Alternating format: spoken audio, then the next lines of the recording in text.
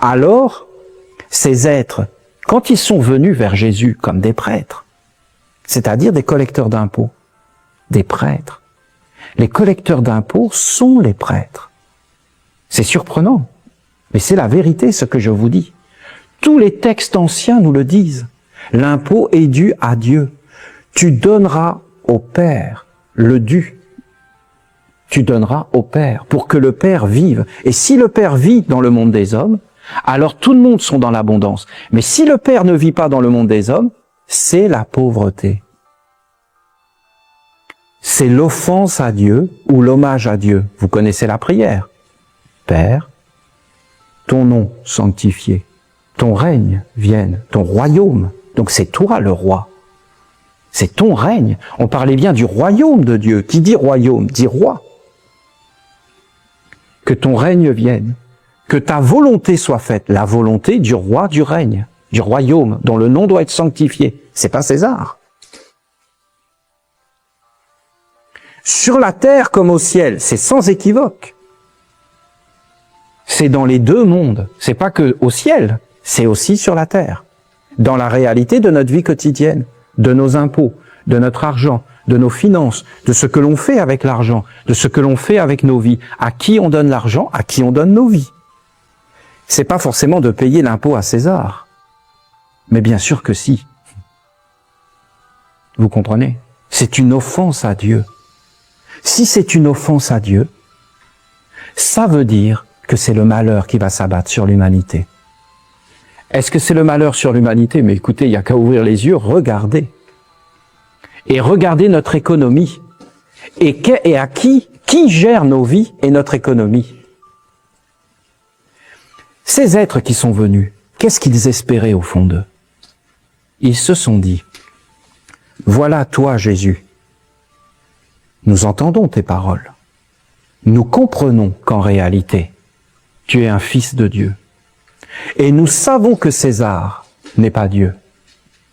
Alors toi qui as la sagesse, dis-nous, est-ce que nous devons payer l'impôt à César? Comment nous pouvons faire? Et Jésus, en réalité, les a illuminés. Parce que Jésus était un guide, un enseignant de la lumière, un sage, un fils de Dieu. Il a le langage du monde divin.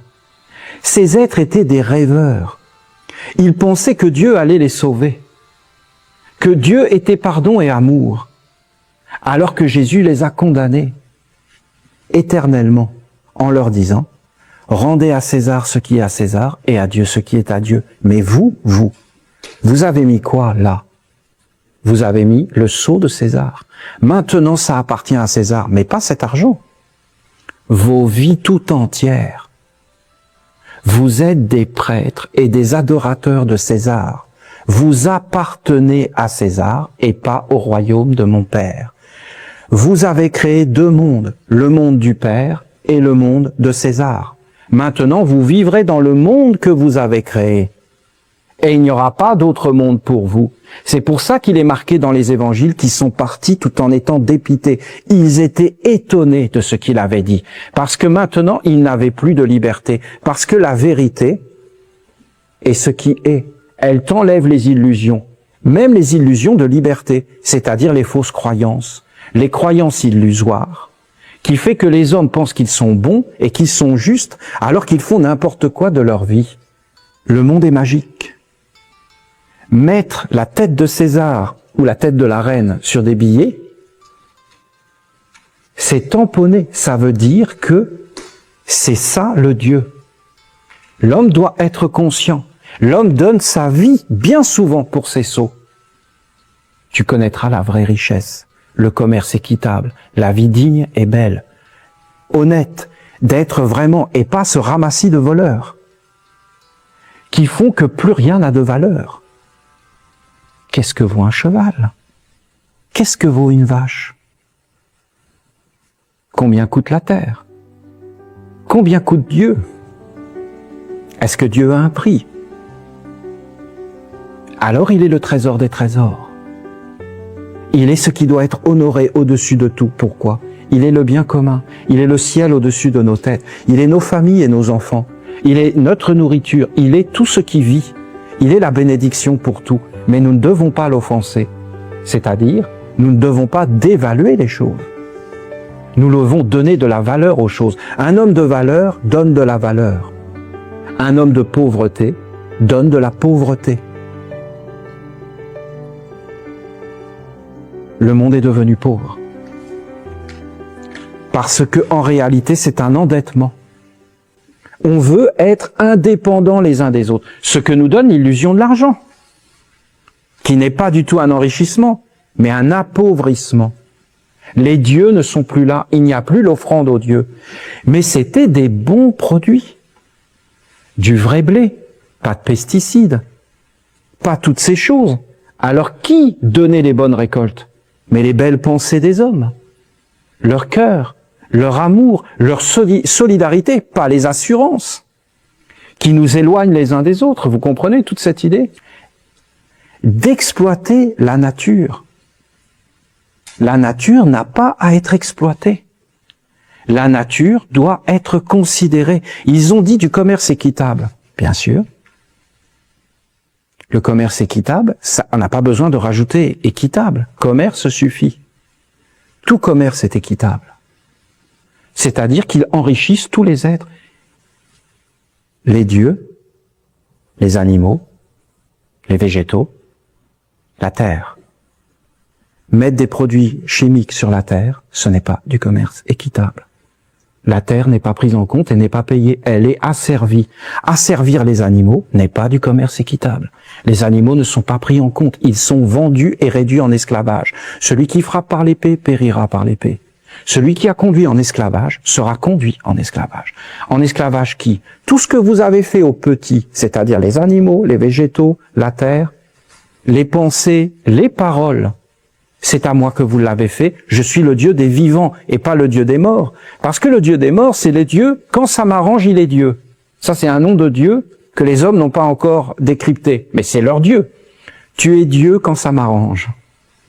Mais quand ça ne m'arrange pas, tu n'es pas Dieu.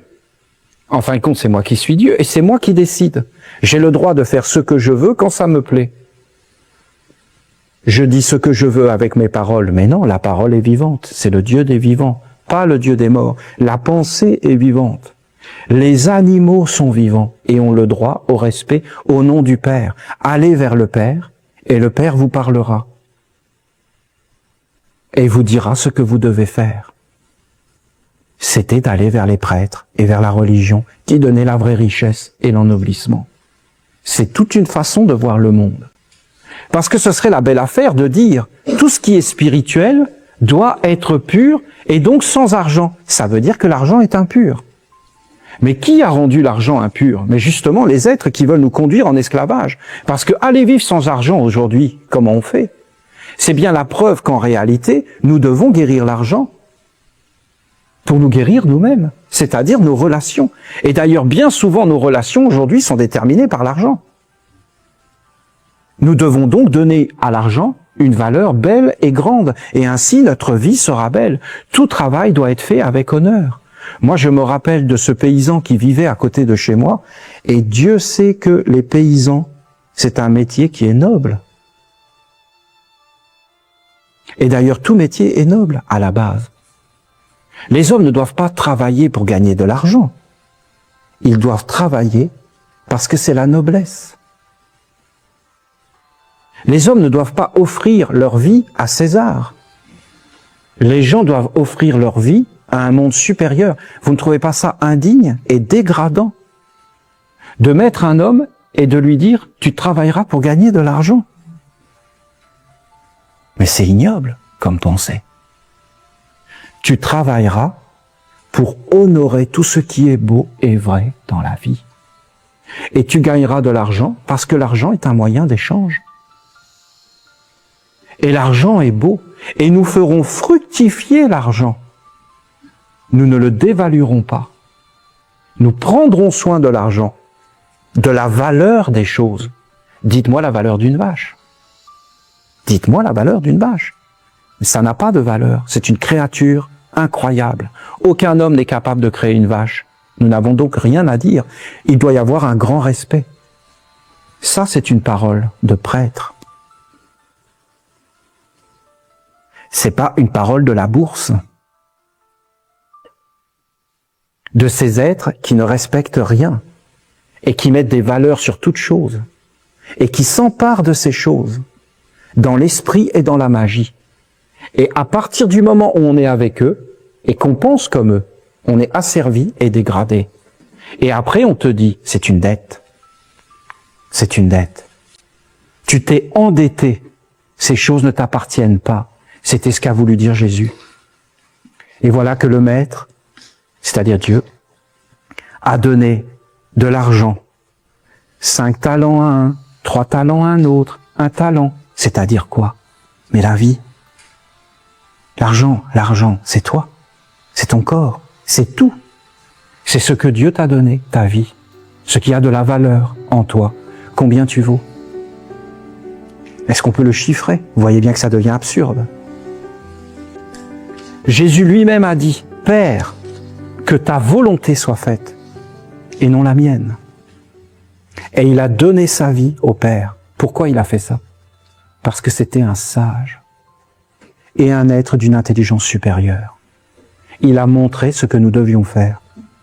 Nous devons donner notre vie à une intelligence supérieure, mais pas à une intelligence inférieure.